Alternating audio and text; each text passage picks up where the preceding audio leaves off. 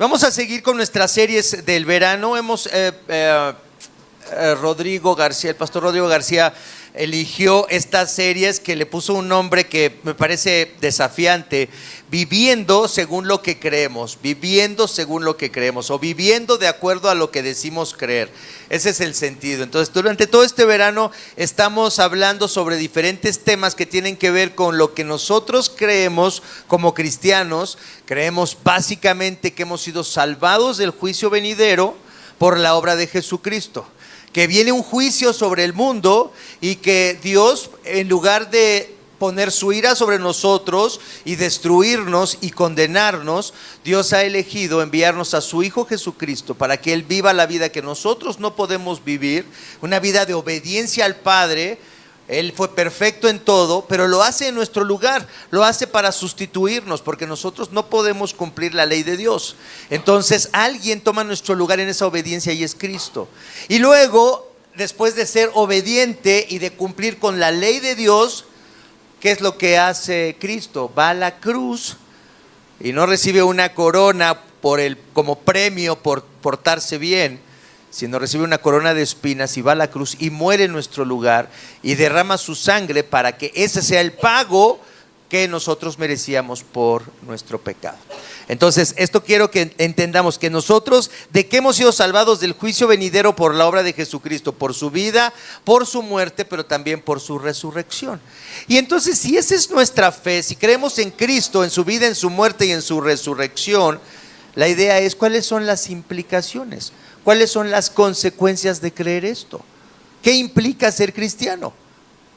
Porque a veces pensamos que lo más importante de ser cristiano es convertirnos en buenas personas. Y ¿saben una cosa? Eso no es lo más importante.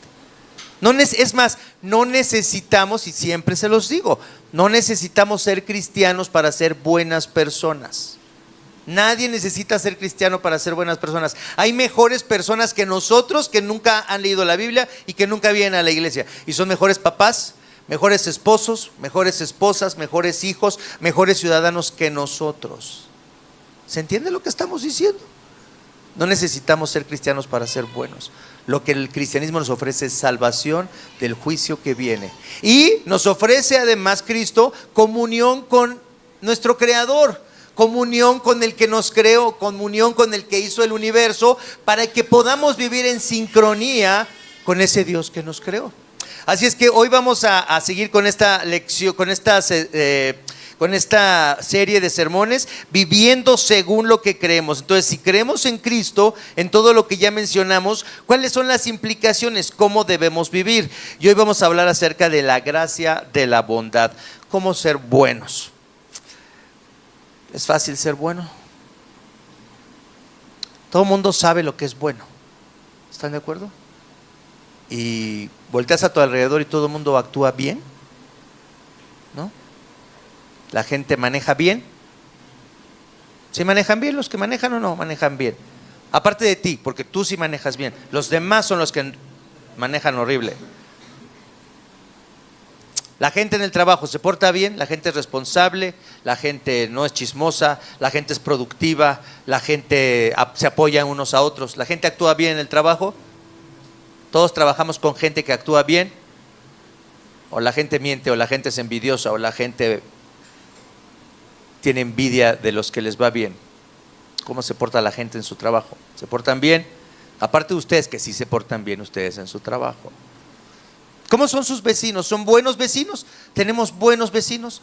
Vecinos que nos saludan, que se presentan: oiga, soy el del departamento 3, mucho gusto, lo que se le ofrezca. La gente es educada ahí donde vives, ¿sí?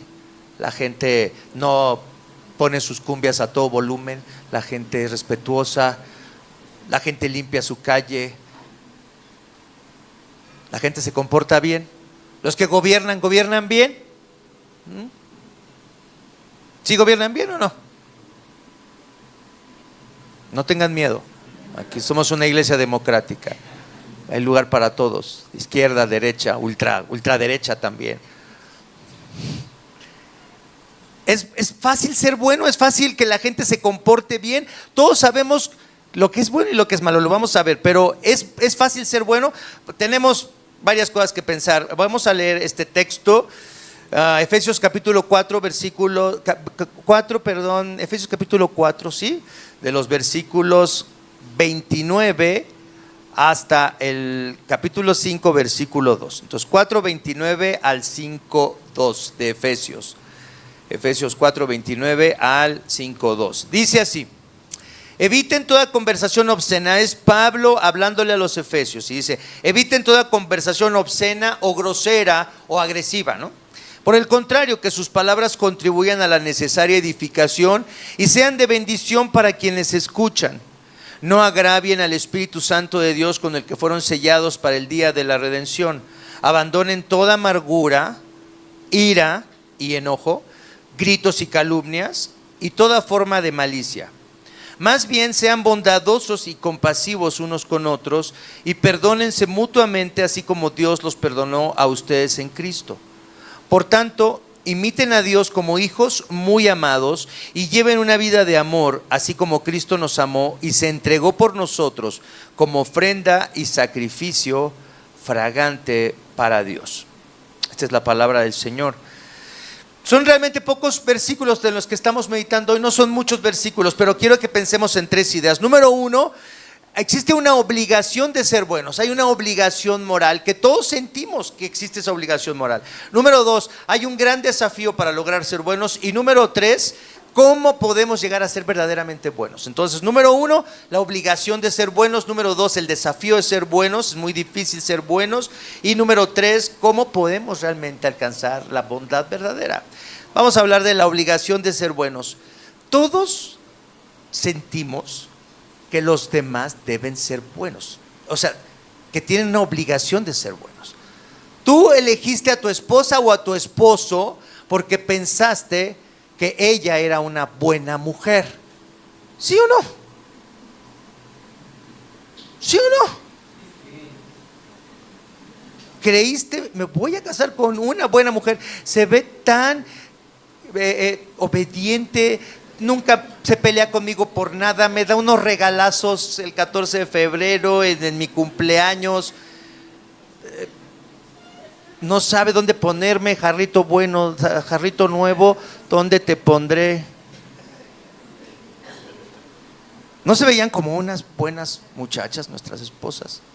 Porque nos casamos convencidos de que nos estábamos casando con una buena mujer.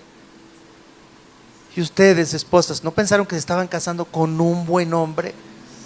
Un hombre complaciente, un hombre que les iba a dar todo lo que ustedes quisieran, que les iba a comprar todo lo que se les antojara, que nunca les dice: toma mi tarjeta de crédito, ya sabes, compra lo que quieras, amor. Ya subió el jitomate, no importa, el doble a la semana para que compres todo lo que tú quieras, mi amor. Todos pensamos que la otra persona con la que queremos compartir nuestra vida tenía la obligación de ser buena persona, por eso la elegimos. Por eso elegiste esa esposa, por eso elegiste ese esposo. Como hijos, cuando nosotros volteamos a ver a nuestros padres, pensamos que ellos tienen la obligación de ser buenos con nosotros, generosos con nosotros, que deben de portarse bien, que deben de ser amorosos, que nos deben consentir, que nos deben dar lo que nosotros queremos. Así vemos de esa forma tan inmadura e infantil a nuestros papás, ¿sí o no? Hay personas que ya tienen 50, 60 años y todavía quieren que sus papis o sus mamis los traten bien y sean buenos con ustedes. Algunas personas son de la tercera edad y todavía tienen esa ilusión, sienten que sus papás les deben algo, que no les dieron lo que deberían de darles, y todavía están peleados con sus papás, enojados con sus papás o con sus mamás por algo que no hicieron o que no les dieron, porque en el fondo sientes que tenían una obligación de haber sido mejores papás o mejores mamás. Pero no solamente los hijos esperan eso de los padres también tenemos esa ilusión de que nuestros hijos deben ser buenos hijos. Nadie piensa que sus hijos deben ser malos, o que está bien que sean malos, o que es natural que sean malos. ¿Hay algún papá que piensa eso? Es natural que mi hijo sea malo, es natural que mi hija sea mala. Eso es lo que esperaba yo desde que nació. Que fuera malagradecido, que se quejara de todo, que me exigiera, que todo le pareciera mal, que me criticara. ¿Eso es lo que esperabas desde que nacieron tus bebés? No.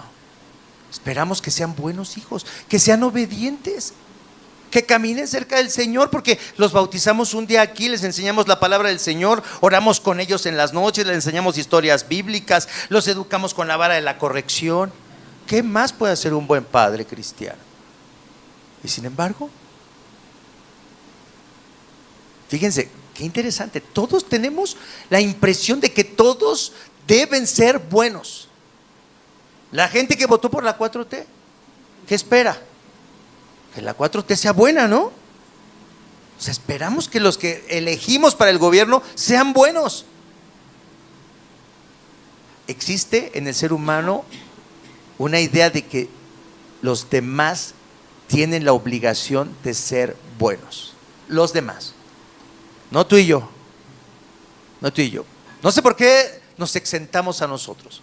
No sé por qué les exigimos tanto a los demás y nosotros no damos lo que nosotros exigimos de la bondad de otros.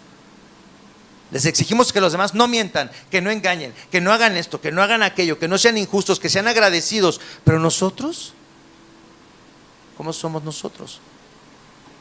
La obligación de ser buenos. Fíjense lo que dice Pablo a los Efesios. Pablo en el capítulo 1, 2 y 3 nos ha explicado cómo hemos sido salvados, nos ha explicado la salvación en Cristo, ha explicado en qué consiste la fe cristiana y ha invitado a los efesios a que se concentren, a que pongan su mente, sus ojos y su corazón en Cristo y que conozcan el amor de Jesús. Y luego a partir del capítulo 4, Pablo empieza a hablar acerca de la iglesia, de la comunión y empieza a hablar acerca de cuáles son las implicaciones de la fe en Cristo. Y por eso dice en el versículo 29, eviten toda conversación obscena. Y aquí esto es algo interesante porque esta palabra es una palabra que puede indicar no solamente obscenidades como cosas que tienen que ver con doble sentido o que tienen una connotación sexual, pero tiene que ver también esta palabra obscenidad con groserías, con insultos.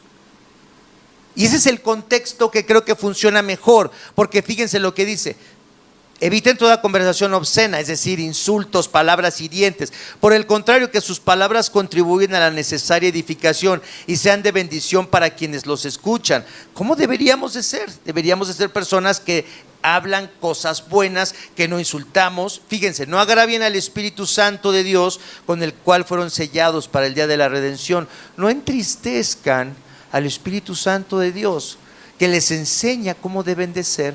Pero si ustedes hablan de esta manera, pues obviamente están haciendo algo contrario a lo que el Espíritu Santo los está guiando. Y en el versículo 31 resalta Pablo esta idea de ser groseros o insultar. Dice: abandonen toda amargura, ira y enojos, gritos y calumnias y toda forma de malicia. Tenemos la obligación de ser buenos, de hablar buenas palabras, de realmente vivir de una forma que es congruente con nuestra fe. Fíjense, vamos a ir a un pasaje que creo que vale la pena que pensemos en esto. Vamos a Romanos capítulo 2, versículos 14 y 15. Romanos capítulo 2, versículos 14 y 15. ¿Por qué sentimos que las personas deben de hablar de una buena manera? ¿Por qué Pablo dice ustedes hablen de una buena manera y renuncien a la gritería, a los enojos, a la amargura, a las palabras hirientes, a los insultos? Renuncien a eso. No vivan así si es que realmente son cristianos. Pero fíjense en Romanos capítulo 2, versículos 14 y 15, podemos ver cómo, o podemos explicar por qué todas las civilizaciones humanas tienen en común un carácter moral. Todas las civilizaciones tienen un carácter moral. Y es el mismo básicamente. Cuando los españoles llegaron a este mundo prehispánico en el siglo XVI, eran dos culturas totalmente diferentes. Una cultura judeocristiana y una cultura, ¿cómo la calificaríamos esa cultura prehispánica? Una cultura pagana, una cultura donde no creían en nada parecido a lo que creían los cristianos. Y sin embargo, tanto en el lenguaje del castellano como en el lenguaje, en todas las lenguas de las culturas prehispánicas, habían palabras para definir amor, perdón, heroísmo, traición, robo, deshonor. Fíjense qué interesante. Culturas totalmente diferentes y sin embargo habían palabras para describir un sinónimo de algo que era un valor en otra cultura muy diferente. Y así pasó en China y pasa en África y pasó cuando los europeos fueron y llegaron a todas estas civilizaciones alrededor del mundo. Se encontraron con que esas personas que no tenían nada en común culturalmente con ellos tenían estas mismas palabras o estas mismas categorías morales. ¿Cómo podemos explicar eso? Los que creen solamente en la evolución, ¿cómo pueden justificar eso? Es que así evolucionaron todos y entonces podemos explicar que todos los seres humanos tienen una conciencia moral que tiene las mismas categorías. Fíjense, si ustedes piensan en los valores universales, ¿cuáles son? ¿Se acuerdan de su clase de ética ciudadana? ¿Tuvieron clase de ética ciudadana o no? ¿Sí? No, los que estudiaron en la UNAM obviamente no tuvieron eso. No, no es cierto. ¿Cuáles son las categorías? ¿Cuáles son los valores universales? ¿Cuáles son? Respeto, justicia, honestidad. ¿Qué más? Paz. ¿Qué más?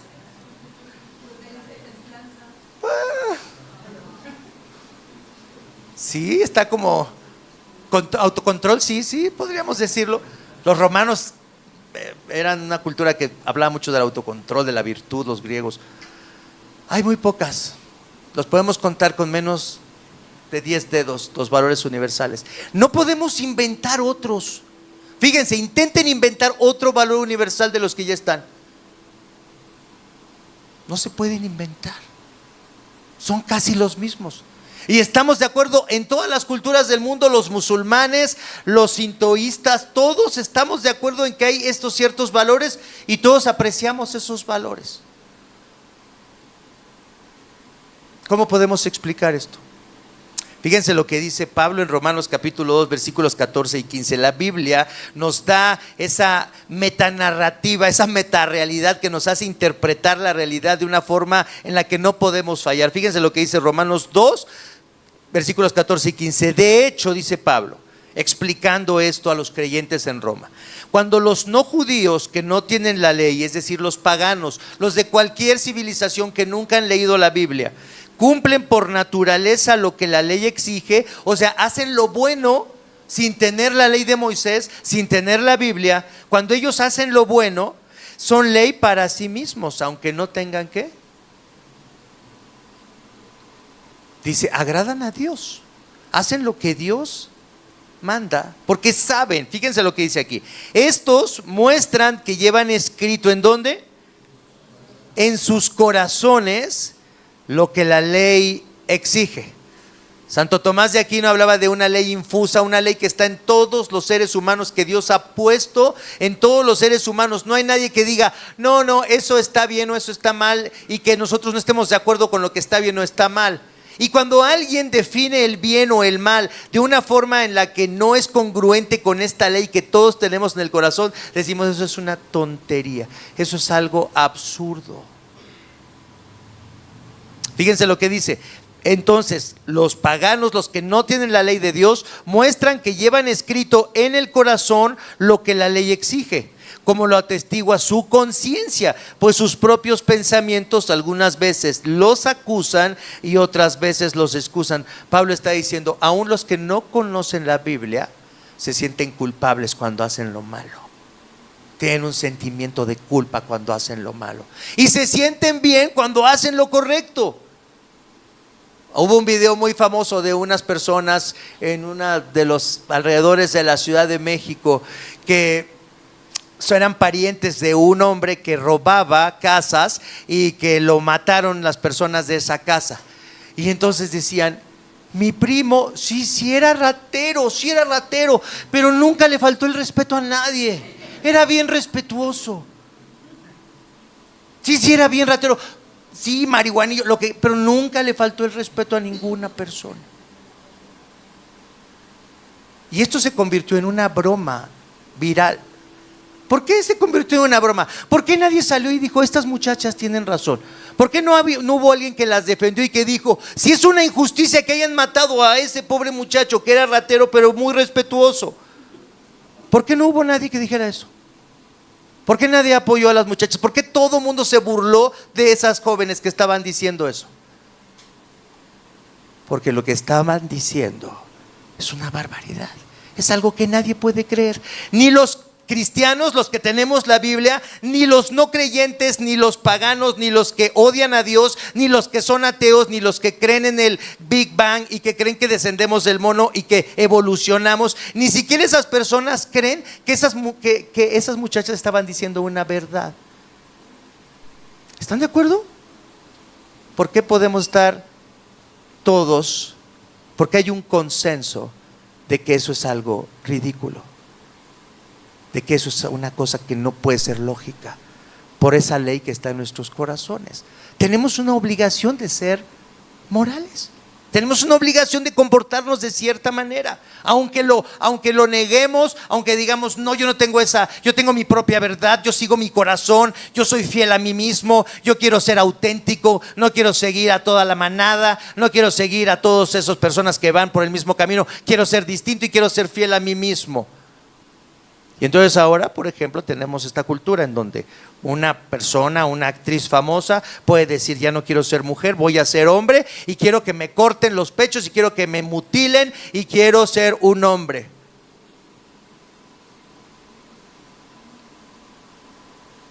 Y hay personas en este tiempo que dicen, tiene toda la razón. Aunque nuestros corazones dicen, eso es algo absurdo, eso no puede ser, ningún hombre puede convertirse en mujer, ni aunque mutilen su cuerpo, ni aunque destrocen su cuerpo, puede convertirse en algo que no es. La lógica nos lleva a eso. La ley que Dios ha puesto en nuestros corazones nos dice, eso no es aceptable, eso no es compasivo, eso no es ser bueno. Eso es dejar que alguien cometa violencia contra sí mismo. Pero fíjense, hemos llegado a un grado en nuestra sociedad en el que ese bien y ese mal cada vez es más difícil de definir, cada vez es menos claro, porque tenemos una narrativa cultural que nos está diciendo, tú tienes tu propia verdad, tú tienes tu propia verdad. Pero fíjense cómo aún los que no creen en Dios y no creen que hay una verdad absoluta, cómo tienen que traicionarse a sí mismos. Porque si habláramos, por ejemplo, de los nazis y dijéramos, los nazis no son culpables del Holocausto, no hicieron nada malo. ¿Ustedes creen que las personas que defienden esta idea de una verdad subjetiva, de que cada quien tiene su propia verdad y de que debemos ser fieles a nosotros mismos y seguir los impulsos de nuestro corazón y vivir sin limitaciones, ustedes creen que esas personas que defienden esa moral personal que se debe de imponer a todo lo que los demás enseñen y que debe ser individual y eso es lo que debe prevalecer, una verdad individual? ¿Ustedes creen que si les dijéramos a esas mismas personas que los nazis no cometieron un crimen al matar a 6 millones de judíos, ustedes creen que ellos nos dirían, sí, claro que no son culpables, ellos tenían su propia verdad, ellos creían que estaban haciendo lo correcto? ¿Creen que la gente defendería eso? Serían los primeros que dirían. ¿O qué tal si les dijéramos, los judíos tienen derecho de matar a todos los que están en Gaza, a todos los que están con estos grupos extremistas musulmanes? Tienen derecho de hacerlo porque es su verdad, es la verdad de los judíos. ¿Creen que aceptarían eso? ¿Los progresistas? ¿La gente woke? ¿La gente que defiende a las minorías? ¿Creen que dirían eso? Sí, los judíos tienen su propia verdad, los judíos siguen su corazón, son fieles a sus tradiciones, son fieles a su historia, dejemos que vivan ellos como ellos quieran y que maten a quien ellos quieran. ¿Creen que lo harían? ¿Ven cómo todos, aún los que niegan que existe una verdad absoluta, piensan que otros tienen una obligación moral? Y que las otras personas tienen que ser como ellos piensan que deben de ser. Qué difícil es ser bueno, qué difícil es ser bueno. Ahí está el desafío de ser buenos. Fíjense, esto es algo interesante, como Pablo en este pasaje, vean todos cómo describe lo que debemos hacer. En el versículo 29 utiliza la palabra eviten. En el versículo 30, ¿cuál es el imperativo? ¿Cuál es el imperativo en el versículo 30? ¿Qué? No agravien, muy bien. En el versículo 31, ¿cuál es el imperativo? Abandonen, exactamente. ¿Se dan cuenta? Todos estos imperativos, eviten, no agravien, abandonen. Entonces, ¿por qué es tan difícil ser bueno? ¿Por qué Pablo tiene que darnos tantas exhortaciones para ser buenos? Si nacemos buenos, si somos inocentes desde el nacimiento, la pregunta es, ¿quién nos corrompió? Si todos nacemos siendo buenos, porque hay personas que creen esto, que todos nacemos siendo buenos, entonces, ¿de dónde sale la corrupción si todos nacemos siendo buenos? ¿Quién empezó lo malo? Si nacemos siendo buenos. ¿Quién empezó esto? Fíjense lo que dice en el versículo 26 Pablo. Dice, y eso es lo difícil de ser bueno. Si se enojan, ¿qué dice? No pequen. Si se enojan, no pequen. ¿Está prohibido enojarse? ¿La Biblia prohíbe el enojo? No. ¿Qué es lo que está diciendo Pablo que no hagamos? No pequemos. El enojo es una emoción necesaria para la vida, ¿están de acuerdo? Hay cosas que nos deben enojar, ¿sí o no? Hay cosas que te deben enojar.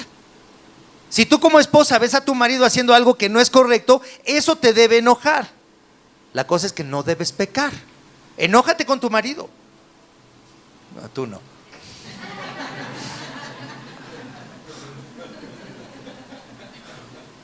Enójense con su esposa si su esposa está haciendo algo que está mal, si tiene un mal hábito, si está haciendo algo que va a afectar a su familia, a sus hijos. Si tú como esposo ves a tu esposa haciendo algo que está mal, tiene una mala actitud, una mala conducta, o tú como esposa ves lo mismo en tu esposo, tienes que enojarte, tiene que haber un enojo. Pero una cosa es que te enojes, y eso es bueno que te enojes porque eso te va a llevar a tener una opción, te va a llevar a platicar con tu esposa o con tu esposo y te va a decir, esto no es correcto. Y decir esto no es correcto no está mal. Y decir mira lo que dice la Biblia, no está mal decir eso. Y decir esto es inaceptable, esposo, no puedes hacer esto, esposo, porque mira esto y esto y esto, mira lo que dice la Biblia, somos cristianos, no deberíamos hacer esto, tú no deberías hacer esto, esto es un mal ejemplo para tus hijos, o esto es incorrecto. Ahí no hay pecado y podemos estar enojados. Es más, Dios está enojado con nosotros. Y tiene razón de estar enojado con nosotros, pero no peca.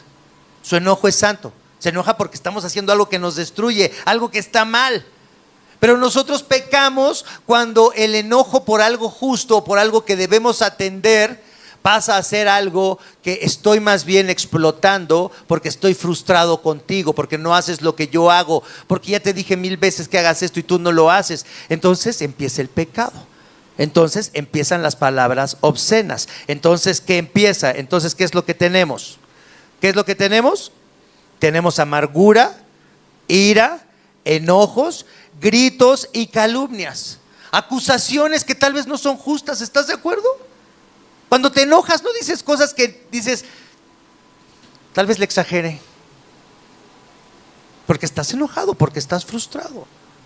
Qué difícil es, y solamente pensando en el enojo. Este es digamos, el pecado que está descrito en estos versículos de una forma muy clara. Y si hoy estamos hablando de la gracia de la bondad, fíjense en qué contexto estamos hablando de la gracia de la bondad, o Pablo habla acerca de ser bondadosos, en el contexto de estar enojados, en el contexto de gritarle a otras personas, de ofenderlas, en el contexto de estar frustrados, de estar explotando. ¿Es fácil controlarnos? Hay muchas personas que son buenos cristianos y saben lo que hacen como tienen miedo de gritar y de ofender, entonces se aguantan. Entonces ven a sus hijos faltando al respeto, ven a sus hijos haciendo cosas que no deben hacer o lastimándose unos a otros y no dicen nada, se hacen como que no pasa nada. pero entonces llegan a estar tan frustrados con sus hijos. Pero como son buenos cristianos, no quieren explotar. Entonces, ¿qué hacen? Se aguantan, no hacen nada, no toman ninguna acción. ¿Y qué efecto va a tener eso en sus vidas? Hay muchos cristianos que son muy amables, pero están muy deprimidos y no saben por qué. Simplemente han renunciado. No voy a gritarle a mi esposa, voy a ser un buen esposo, no voy a enojarme con ella, no le voy a decir nada. Entonces eso empieza a quedarse dentro. No voy a decir nada porque si no me voy a enojar y voy a explotar, no quiero hacerlo. Entonces empiezas a dejar de atender algo que debes atender, empiezas a dejar de ser útil a tu esposa o a tu esposo o a tus hijos o a una persona con la que deberías de hablar sobre algo que está mal en su vida, pero como no quieres explotar, entonces empiezas a guardar todo eso. ¿Cómo puede terminar una persona emocionalmente que ya no quiere tener problemas con los demás? Que ya no quiere tener problemas con su esposa, que no quiere tener problemas con sus hijos, que no quiere tener problemas con alguien con quien deberían de tener un problema. ¿Se dan cuenta cómo podemos renunciar y tratar de ser buenas personas, pero no estamos haciendo lo correcto? ¿Se dan cuenta? Entonces, Pablo dice, si se enojan, no pequen. La Biblia nos dice, no se enojen, no nos dice, no se enojen, sino no pequen. Fíjense qué precioso esto. El Salmo 130, versículo 4. Vemos cómo Dios se enoja por el pecado con el mundo, pero vean cuál es la actitud de Dios. Salmo 130, versículo 4, y lo leímos en esta mañana. Salmo 130, verso 4. ¿Qué dice? Si tú, Señor, tomaras en cuenta, ¿qué? Los pecados, ¿quién, Señor, se mantendría en pie? Lo que quiero preguntarles es, ¿piensan que Dios es pasivo con el pecado? ¿Que simplemente deja que la gente haga lo que quiera? No, está actuando Dios, pero no actúa para destruirnos, ¿estás de acuerdo? Y a veces nuestra ira es la que es destructora. No nos enfocamos en lo malo que estamos viendo en nuestros hijos, o en la esposa, o en el esposo, o en alguien con quien tenemos que hablar y hablamos de lo malo. No, sino nos enfocamos en desquitar nuestra furia. Eso es, y Dios, fíjense cómo Él se enoja con el pecado, está indignado por el pecado. De hecho, Cristo tuvo que pagar por nuestro pecado y recibir la ira de Dios, pero Dios no quiere destruirnos, sino que es lo que quiere. Fíjense lo que dice: pero en ti se halla, ¿qué? Perdón, y por eso debe ser temido. ¿Qué es lo que Dios ama hacer? ¿Qué es lo que Dios ama hacer? Perdonar. Perdonar. Dios ama perdonar. Dios quiere perdonarnos. Y eso es lo que, fíjense, nos lleva a temer a Dios, a no querer ofender a Dios, a querer hacer lo correcto. Y eso es la forma en la que nos podemos convertir en verdaderas personas buenas. Fíjense, personas buenas de verdad. No personas que quieren ser buenas porque simplemente quiero mejorarme, quiero ser mejor. Porque leí una revista de psicología que dice que el perdón es algo que nos acerca a los demás, que es bueno, que nos sana, que va a impedir que tengas cáncer. Eso está en las películas, en las revistas de psicología. Ahí están esos consejos. No quieres tener cáncer, no quieres tener gastritis, perdona. Sea una buena persona. Es algo más que eso. Fíjense lo que dice en el versículo 31, en la segunda parte, versículo 32. Dice el apóstol Pablo a los Efesios: más bien, cuando se den cuenta que no deben de estar amargados, resentidos, con ira y con enojo, y que deben abandonar los gritos y las calumnias y toda forma de malicia, más bien dice: sean bondadosos y compasivos unos con otros y perdónense mutuamente. Así nada más como un buen consejo para no enfermarme de cáncer o no tener gastritis. No, fíjense lo que dice: así como Dios los perdonó a ustedes en Cristo. ¿Cuál es la única forma de llegar realmente a tener un corazón bondadoso? Solamente si conoces y entiendes la gracia de la bondad de Dios en ti. Solamente la persona que dice: Dios ha sido bien bueno conmigo. Soy una persona horrible, no puedo ser bueno. Más bien estoy lleno de amargura, de resentimiento, grito, ofendo, me comporto de una forma destructiva con los demás. Quiero destruirlos a los demás. Eso es lo que realmente quiero. Y siendo así, Dios no me ha destruido, sino que me dice, quiero perdonarte. Quiero perdonarte. Solamente alguien que conoce profundamente el perdón y la gracia de Dios, entonces puede empezar a tratar a los demás como Dios lo ha tratado a él. Hay un pasaje que quiero que pensemos y ayúdenme con este pasaje porque es un pasaje un poco difícil. Está en 2 Corintios 3:18. ¿Cómo nos convertimos en verdaderas personas transformadas si somos cristianos, dijimos, y tenemos una obligación moral de ser buenos y sabemos que es bien difícil ser buenos y que no podemos ser buenos, aunque sabemos lo que es bueno? ¿Cómo nos convertimos entonces en personas que realmente empiezan a ser buenos, pero de una manera sincera? No porque quiero ser mejor que los demás, no solamente porque quiero autosuperarme, no solamente porque estoy leyendo libros de autoayuda y quiero ser una mejor persona, no, sino sinceramente quiero ser bueno. Aquí nos da Pablo la forma en la que podemos ir siendo transformados a la imagen de Cristo. Fíjense lo que dice 2 Corintios 3:18. Así todos nosotros, dice Pablo, que con el rostro descubierto reflejamos como en un espejo la gloria del Señor. ¿Quién es el Señor? ¿Quién es el Señor? Jesús es el Señor, Cristo es el Señor. ¿Qué es la gloria? ¿Se acuerdan de la palabra gloria? Kabod. La palabra gloria, kabod, que significa algo que tiene peso, sustancia. Dice, reflejamos como en un espejo la gloria del Señor, la sustancia de Cristo, lo que Cristo es. Y en la epístola a los Colosenses, Pablo dice que en Cristo habita la plenitud de la deidad, está en Cristo. O sea, ¿quieres conocer a Dios? A Dios nadie le vio jamás, Dios es invisible. Pero dice, el Hijo que está en el seno del Padre, el unigénito Hijo de Dios, Él nos ha dado a conocer a ese Dios que no podemos conocer. Entonces dice Pablo, fíjense, pongan mucha atención. Todos nosotros con el rostro descubierto, porque ahora ya hemos conocido a Cristo, reflejamos como en un espejo la gloria del Señor, la gloria de Cristo, y somos transformados a su semejanza con más y más gloria. Marcos Witt en los años 80 hizo una canción padrísima, ¿se acuerdan?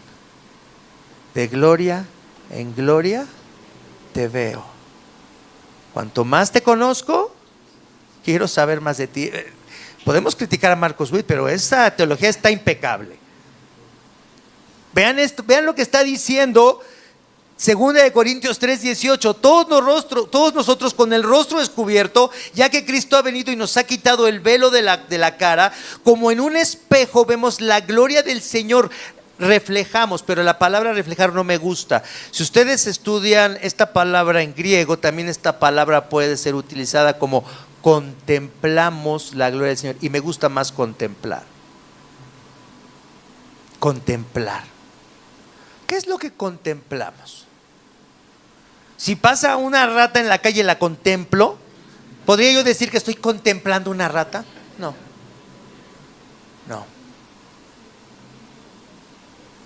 Si hay un bote de basura ahí con todas las moscas, digo, estaba yo contemplando un bote de basura. No contemplamos una rata, no contemplamos una cucaracha, no contemplamos un bote de basura. ¿Qué contemplamos? ¿Qué contemplamos? ¿Cuáles son las cosas que contemplamos? Algo precioso, algo hermoso. Hoy vamos a bautizar estos bebés. Los papás de estos bebés, cuando están esos bebés dormiditos, ya tomaron su leche y están calladitos y están dormidos, contemplamos sus cachetes, su nariz, y decimos, ay, abueleo, ni modo. O sea, contemplamos algo precioso. Cuando estás recién casado, volteas y ves ahí esa mujer con la que anhelabas casarte y la contemplas. Y dices, qué preciosidad. ¿O no? ¿No? ¿Qué les pasa? Ya fue hace mucho tiempo, dice.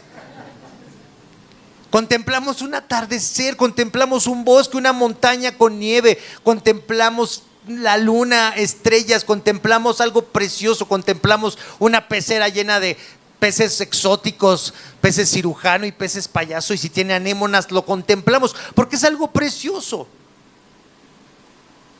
Fíjense lo que dice Pablo ahí en 2 Corintios 3:18, que cuando nosotros contemplamos la gloria de Cristo, somos transformados a su semejanza con más y más gloria por la acción del Señor, que es el Espíritu Santo. ¿Quieres realmente cambiar? ¿Quieres realmente convertirte en una buena persona? ¿Sabes con qué empieza esto? Con la contemplación de lo precioso que es la salvación que tú y yo hemos recibido en Cristo. Cuando contemplas a Cristo y meditas en su vida, y meditas en lo que hizo, y meditas en sus palabras, y meditas en su paciencia, y meditas en la verdad que Él dice, verdades muy duras que a veces Él dice, pero meditas en su compasión, meditas en cómo trata a las mujeres, a las personas de alto rango, y ves cómo también trata a las personas de bajo rango, a personas que ni siquiera eran aceptadas en el templo, como una mujer con 12 años de flujo de sangre, y cómo la trata. Y cómo trata a la mujer sirofenicia, y cómo trata al militar romano, y cómo trata al principal a Jairo, a un principal de la sinagoga. Trata a diferentes personas y los trata con tanta compasión y los trata con tanto amor.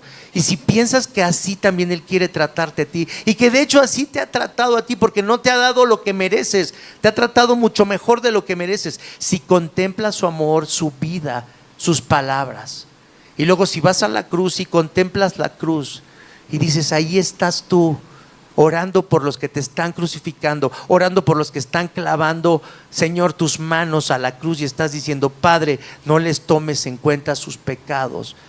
Si realmente pasamos tiempo con Cristo, contemplamos a Cristo, pensamos en Cristo, adoramos a Cristo, apreciamos a Cristo, nos mantenemos en Cristo, entonces dice Pablo, vamos a ser transformados de gloria en gloria. ¿Sabes por qué a veces hay tan poco poder en la iglesia y tan poca transformación en personas muy religiosas que han pasado 30 años en la iglesia, pero que los ves amargados, resentidos, enojados, insultando a otros, desesperados con otros, resentidos con otros, con falta de perdón hacia otros? ¿Sabes por qué?